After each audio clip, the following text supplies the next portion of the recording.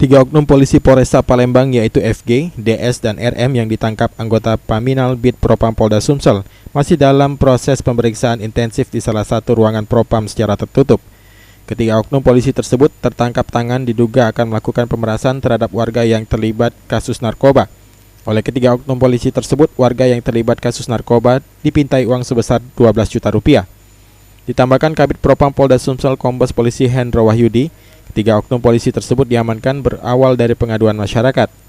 Ya, kami dapat laporan, terus kemudian kita tindak lanjuti ya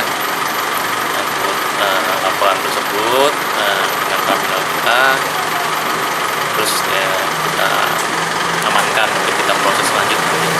Itu anggota apa Pak? Anggota Polresta ya. Dinas di Polresta di Sabara kok.